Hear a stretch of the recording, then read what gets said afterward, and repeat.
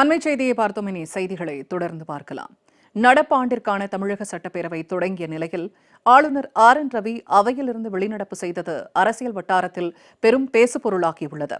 தொடர்ந்து 4வது ஆண்டாக உரையை படிக்காமல் ஆளுநர் வெளிநடப்பு செய்தது ஏன் என்பது குறித்து மக்கள் மாளிகை விளக்கமளித்துள்ளது. இதுகுறித்து இந்த செய்தி தொகுப்பில் விரிவாக பார்க்கலாம். இந்த ஆண்டிற்கான தமிழக சட்டப்பேரவையின் முதல் கூட்டத்தொடர் தொடங்கிய சில நிமிடங்களிலேயே தமிழக அரசு தயாரித்த உரையை வாசிக்காமல் ஆளுநர் RN ரவி அவையிலிருந்து வெளிநடப்பு செய்தார். சட்டப்பேரவையிலிருந்து ஆளுநர் வெளிநடப்பு செய்தது ஏன் என்று விளக்கம் அளித்துள்ள மக்கள் மாளிகை, தமிழக அரசு தயாரித்த உரையில் உண்மைக்கு புறம்பான பல கூற்றுகள் உள்ளதாக குற்றம் சாட்டியுள்ளது. சட்டமன்றத்தில் அரசு உரையை வாசிக்க ஆளுநர் மறுத்ததற்கான காரணங்கள் என்னவென்று மக்கள் மாளிகை வெளியிட்டுள்ள அறிக்கையில், ஆளுநரின் மைக் மீண்டும் மீண்டும் அணைக்கப்பட்டது என்றும் தொடர்ந்து அவர் பேச அனுமதிக்கப்படவில்லை என்றும் கூறப்பட்டுள்ளது. தமிழக அரசு தயாரித்த உரையில் ஆதாரமற்ற பல தகவல்களும் தவறான தகவல்களும் உள்ளதாகவும் மக்களை பாதிக்கும் பல முக்கிய பிரச்சனைகள் புறக்கணிக்கப்பட்டுள்ளதாகவும் விளக்கம் அளித்துள்ளது. தமிழகம் 12 லட்சம் கோடி ரூபாய்க்கும் அதிகமான முதலீடுகளை ஈர்த்துள்ளது என்ற தகவல் உண்மையில் இருந்து வெகு தொலைவில் உள்ளதாகவும், வருங்கால முதலீட்டாளர்களுக்கான பல புரிந்துணர்வு ஒப்பந்தங்கள் காகித அளவிலேயே உள்ளதாகவும் தெரிவிக்கப்பட்டுள்ளது.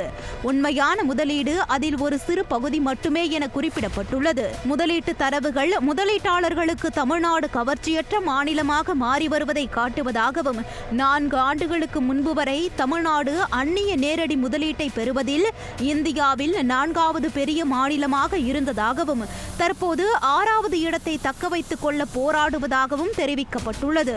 போக்சோ பாலியல் வன்கொடுமை சம்பவங்கள் 55% மேலாகவும், பெண்களுக்கு எதிரான பாலியல் துன்புறுத்தல் சம்பவங்கள் 33% மேலாகவும் தமிழகத்தில் அதிகரித்துள்ள போதிலும் பெண்கள் பாதுகாப்பு பிரச்சினை இந்த உரையில் முற்றிலும் புறக்கணிக்கப்பட்டுள்ளதாக அறிக்கையில் குறிப்பிடப்பட்டுள்ளது. போதைப் பொருட்களின் பரவலான புழக்கம் மற்றும் பள்ளி மாணவர்கள் உட்பட இளைஞர்களிடையே போதைப் பொருள் பழக்க வழக்கங்களின் அதிகரிப்பு ஒரு மிக தீவிரமான பிரச்சனையாக உள்ளதாக தெரிவிக்கப்பட்டுள்ளது.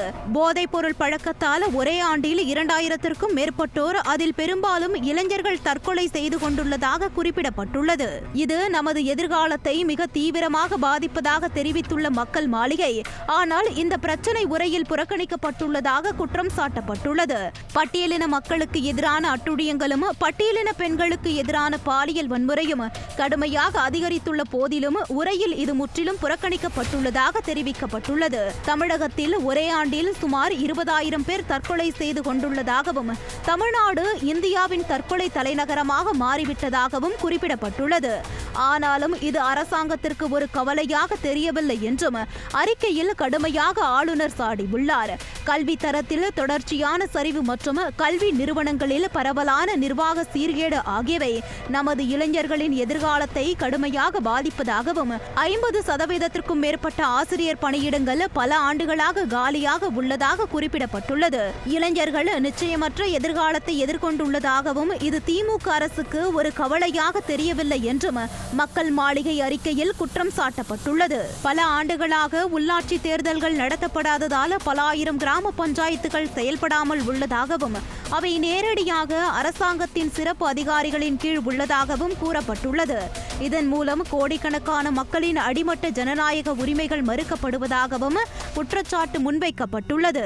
தொழில்களை நடத்துவதற்கான வெளிப்படையான மற்றும் மறைமுகமான செலவுகள் காரணமாக குறு சிறு மற்றும் நடுத்தர தொழில் நிறுவனங்கள் பெரும் அழுத்தத்தில் உள்ளதாகவும், தமிழ்நாட்டைச் சேர்ந்த தொழில் முனைவோர் தங்கள் நிறுவனங்களை மற்ற மாநிலங்களில் அமைக்க வேண்டிய கட்டாயத்திற்கு உள்ளாக்கப்படுவது உரையில் முற்றிலுமாக புறக்கணிக்கப்பட்டுள்ளதாகவும் குற்றம் சாட்டப்பட்டுள்ளது. சட்டப்பேரவையில் தேசிய கீதம் மீண்டும் அவமதிக்கப்பட்டுள்ளதாகவும், அடிப்படை அரசியலமைப்பு கடமை புறக்கணிக்கப்பட்டுள்ளதாகவும் மக்கள் மாளிகை வெளியிட்ட அறிக்கையில் அடுக்கடுக்காக குற்றம் சாட்டப்பட்டுள்ளது.